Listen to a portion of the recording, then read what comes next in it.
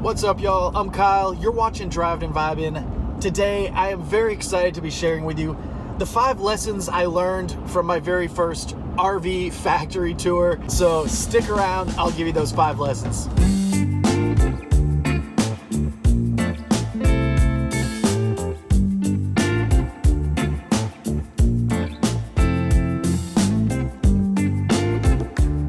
Welcome back to the channel. Thank you so much for joining me here today.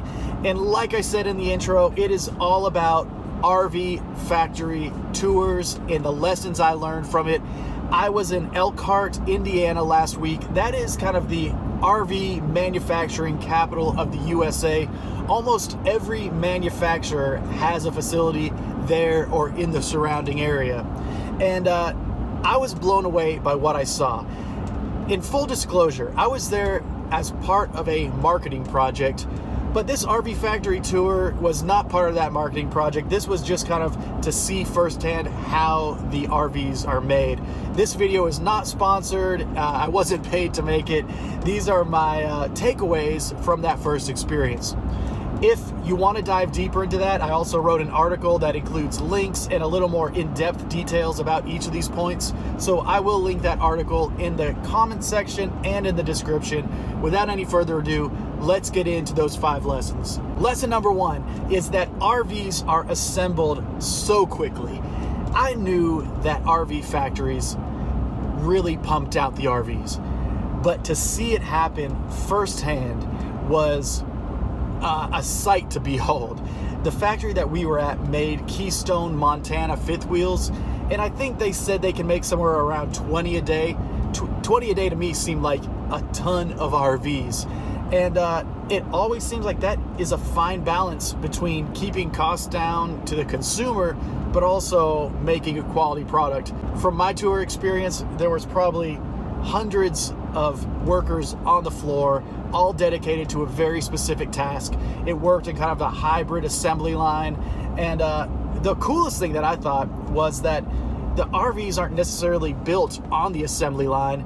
They're just kind of put together. Like the slides come in pre-built, the cabinets come in pre-built, the entertainment system comes in pre-built, and everything is just put into place and then assembled there to create a functional RV.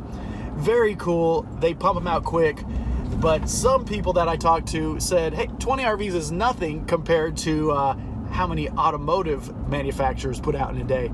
So very cool to see that though. Lesson number 2 is the amazing 12-volt wire standard. Now this is specific to Keystone and these Montana fifth wheels, but the way they wire their entire 12-volt system is with color-coded and numbered wires. It's great for the RV service repairman whenever you take his RV in to get serviced, because they'll know exactly what wire goes to what, being able to identify electrical issues pretty quickly. But the reason I really like it is because if as a buyer you can get your hands on this guide that tells you the number and the color code, you will always know what power you're tapping into whenever you make a modification to the rig. And that's what I really enjoy about it. I don't like to just tap into a random 12-volt wire and hope that there's enough power in it. This way I know where I'm getting that energy from and what it's also being used for. Lesson number 3 that I learned from this factory tour is that the wages and the hours in this RV manufacturing world are unlike most that I'm used to.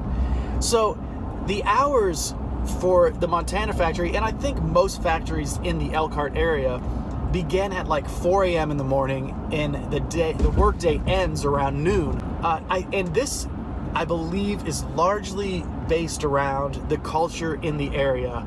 Many of these factory workers are Amish, and for some reason, which maybe you guys can tell me in the comments section, the days just get started earlier and they end earlier, which seems to have its benefits, but a 4 a.m. clock in time is pretty early. Now, the thing that is also used to motivate these employees is that they get paid a low hourly rate, and then they get paid for each unit completed on top of that, which I believe is called a piece rate. And that's supposed to, motivate them to get these RVs completed. I can see both sides of how that works out well. I would also hope that they had some bonuses or some sort of incentive for quality products being made. And I'm not sure, I didn't dive too deep into this discussion with anyone, but it'd be great to see if they had bonuses if they had less recalls in a certain year or any issue like that, because speed is important, but you know, also in the RV world, quality is important too.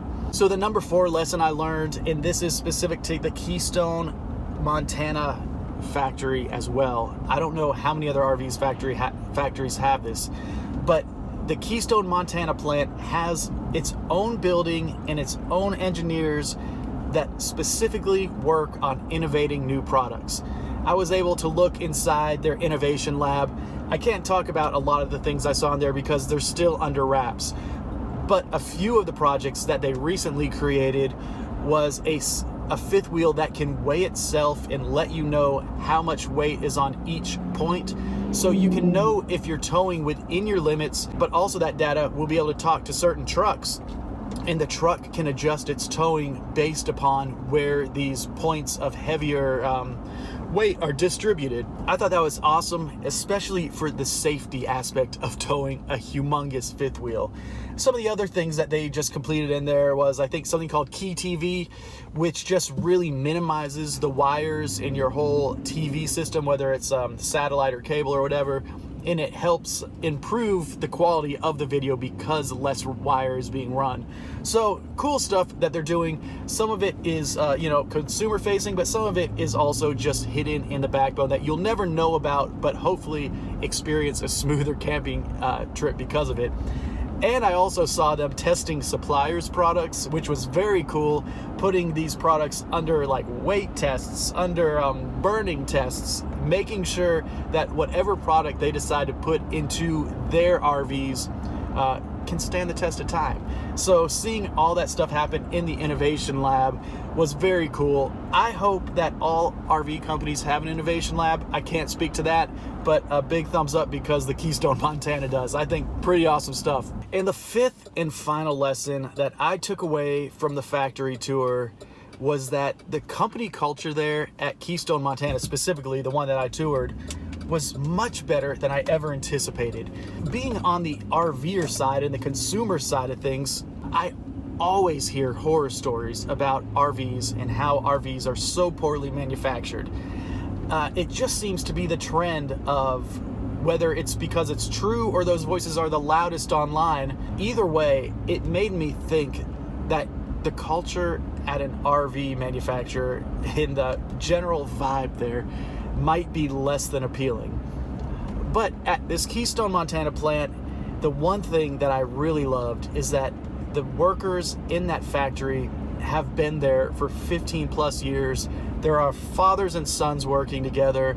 There are managers on the floor that bring reviews in and customer complaints in to show the factory workers where improvements can be made. And on top of that, I got to meet everyone from the president to the innovation engineers, marketing people, and everyone there seemed to be happy they were working for Keystone. I was thrilled to see that. It took me by surprise to see the level of camaraderie between the team they have there. So it wasn't what I was anticipating whenever I took my first factory tour to experience that. And it was a breath of fresh air. Is that the same for every RV manufacturer? I doubt it, but I look forward to touring more factories now, and so I can actually have a baseline and compare these different factories to each other. So those were my 5 biggest takeaways from my very first RV factory tour. Let me know if you've taken an RV factory tour before and what your general impression was. Did you know that they produced so many RVs in one day? I knew they produced a lot, but 20 to me is an awful lot, and it definitely surprised me. I would love to hear what your experience with it has been. So thank you so much for watching today. Check out that article if you want to take a deeper dive into the RV factory tour.